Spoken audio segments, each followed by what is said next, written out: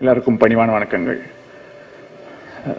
பொதுவாக நம்ம பல ஆண்டுகளாக நம்முடைய ஊடகங்களையும் நம்மளுடைய மனசுலையும் விடியாத ஒரு விவாத பொருளாக இருக்கிற ஒரு சமூக நிகழ்வை ஒரு பின்புலமாக வச்சு அதில் ஒரு அழகான காதல் கதையை இயக்குனர் சத்யசிவா அவர்கள் சொல்லியிருக்காரு. ரொம்ப நுட்பமான உணர்வுகளை வேறு ஒரு கோணத்தில் அவர் சொல்லியிருக்காரு அப்படின்னு தோணுது. இதுக்கு ரொம்ப ஆத்மார்த்தமான ஒரு இசையை திரு ரகுநந்தன் அவர்கள் கொடுத்திருக்கார். இந்த படத்துல காதலும் குற்ற உணர்வும் கலந்த ஒரு பாட்டை நான் எழுதியிருக்கேன். சடுகுடு விடியில் சுடுகிற மயக்கம் என் விடுகதை இரவு விடிவதை மறக்கும் அப்படின்ற பாட்டு. இந்த பாட்டு படத்துல வர்ற அந்த இடம் ரொம்பவே ஒரு அழகான இடம். அந்த கதாநாயகனுக்கு ஒரு பாயிண்ட் ஆஃப் ரியலைசேஷன், ஒரு மனமாற்றம், ஒரு புரிதல். அந்த புரிதல் ஒரு காதலா பரிணமிக்கிற ஒரு இடம். இந்த படத்துல இந்த இடத்துல ஒரு பாட்டு வச்சதுக்காகவே சத்யசிவா அவர்களுக்கு என்னுடைய தனிப்பட்ட நன்றியை நான் சொல்லிக்கணும். இந்த பாட்டு ரகுநந்தன் அவர்கள் ரொம்ப அழகா இசையமைச்சிருந்தாரு. ஹரிஹரன் அவர்கள் இதை பாடியிருந்தாரு. இந்த சிச்சுவேஷனை தனியா கேட்டப்பையும், இந்த வரிகளை தனியா படிச்சப்பையும், ரகுநந்தன் அவர்களோட டியூனை தனியா கேட்டப்பையும் பெரிய உணர்வுகள் எதுவும் ஏற்படல. ஆனா இதெல்லாம் ஒண்ணு சேர்ந்து இந்த படத்துல பார்க்கும்போது, அதுவும் குறிப்பா சரணத்துல ஈழ தேவதை வாழ வாழவே தூய பாவங்கள் நான் புரிவேன், விடியல் கீற்றினில் விசிறிகள் செய்து அடிமை காயங்கள் ஆற்றிடுவேன் அப்படின்னு ஹரிஹரன் வாய்ஸ்ல வரும்போது, இந்த படத்தையும் தாண்டிய சில காட்சிகளும் சில கவலைகளும் மனசுல போகுது. இது இந்த படத்துல நானும் ஒரு சின்ன ரோல் பிளே பண்ணியிருக்கேன் அப்படின்னு நினைக்கும் போதே ரொம்ப பெருமையா இருக்கு. இந்த படத்துல ஒவ்வொரு பாட்டும் ஒவ்வொரு ஜானர்ல இருக்கு. திரு ஸ்நேகன் அவரை பத்தி சொல்லவே வேணாம். அவர் அவரோட பாட்டுக்கு தனியா மியூசிக் போடணும்ன்ற அவசியமே கிடையாது. ஏன்னா அவர் வார்த்தைகளுக்குள்ளேயே வாத்தியங்கள் இருக்கும். அது மாதிரியான சில வார்த்தைகளை அவர் பயன்படுத்துவார்.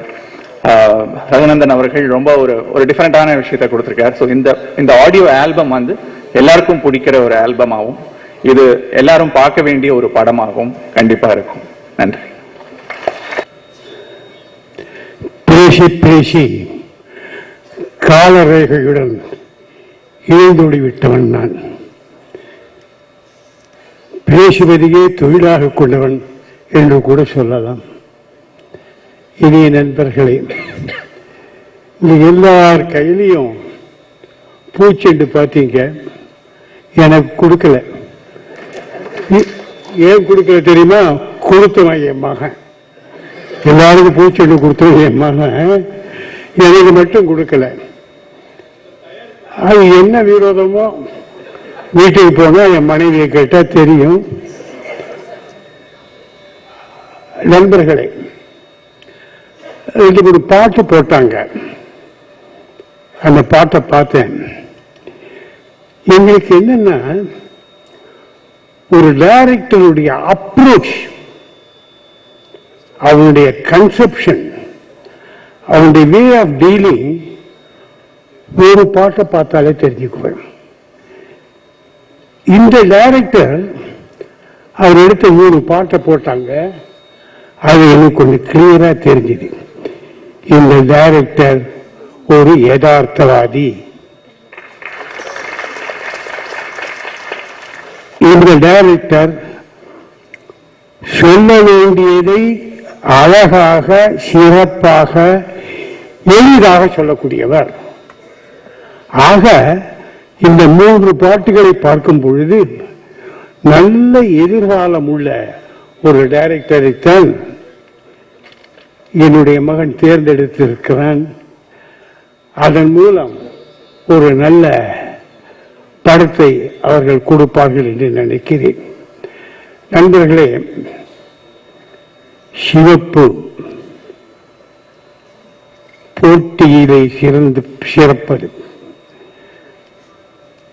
ஒரு பொண்ணுக்கு கணவன் பார்க்கும் பொழுது, அல்லது ஒரு பெண்ணுக்கு ஒரு ஆணுக்கு பெண் பார்க்கும் பொழுது வீட்டார்கள் கேட்பது, பொண்ணு எப்படி இருக்காங்க? நல்ல சிறப்பா இருக்கா. இதுதான் ஒரு பொண்ணுக்கு இருக்கக்கூடிய முதல் குவாலிபிகேஷன். அவ படிச்சவளா, குடும்பத்துக்கு அடக்கமானவளா, செய்யற காரியங்களை ஒழுங்கா செய்வாளா, குடும்பத்துல பாக்கி பேரோட ஒத்து போவாளா அப்படிங்கறதெல்லாம் கூட செகண்டரி. பொண்ணு எப்படி இருக்கா? சிவப்பா இருக்கா. ஆக இந்த படத்திற்கு சிவப்பு என்கிற பெயரே ஒரு குவாலிபிகேஷனாக ஆகிவிட்டது என்று நான் நினைக்கிறேன். நண்பர்களே, எல்லாரும் படம் எடுக்கிறோம். நானும் 42 படம், அதாவது இண்டிபெண்டன்ட் ப்ரொடியூசர்ஸ்ல அதிகமாக படம் எடுத்தவர்கள் நாங்க 3 பேர் தான். B.R. பந்துலு, நானு, தேவர் 3 பேர் தான் இண்டிபெண்டன்ட் ப்ரொடியூசர்ஸ்ல. ஸ்டுடியோ ஓனர்ஸ்லாம் நிறைய எடுத்திருக்காங்க. மாடர்ன் தியேட்டர்ஸ் எடுத்திருக்காங்க, AVM எடுத்திருக்காங்க. ஃப்ரீலான்ஸ் ப்ரொடியூசர்ஸ், நான் ஸ்டுடியோ ஓனர்ஸ்ங்கிறவங்கள தேவர், நான், பந்துலு 3 பேர் தான் அதிகமான படம் எடுத்தவங்க. அதில் நான் அதிகமான படம் எடுத்தவங்கிறது ஒரு ஒரு சமாச்சாரம். ஏன்னா தேவர் எம்ஜிஆர் அனுசரித்து செய்ய வேண்டியதுனால அவர் அதிகமாக கேப் விட்டு செய்ய வேண்டியதுச்சு. நான் யாராவது வச்சு படம் எடுப்பேன். அதனால நான் அதிகமாக படம் எடுக்கக்கூடிய நிலைமை ஏற்பட்டது. நீங்க எல்லாம் வந்திருக்கீங்க. இந்த நிகழ்ச்சியில எல்லாரும் பேசினாங்க. பல பேர் எனக்கு தெரியவே தெரியாது. ஒரே ஒருத்தர் மட்டும் தெரியும், என்னுடைய மருமகள். எங்க கோயிலா உன் மனைவி எங்கப்பா? இங்க வரலையா? கலாட்சேத்திரால இந்த ப்ரொடியூசர் இருக்கானே, இவனுடைய மனைவி கலாட்சேத்திராவுடைய சீஃப்.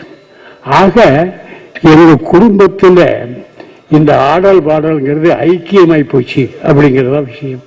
நண்பர்களே, இம்மாதிரி விழாக்களிலே விளம்பரம் மட்டும்தான் பயனாக இருந்து வந்துள்ளதாக நான் கண்டு கொண்டிருக்கிறேன்.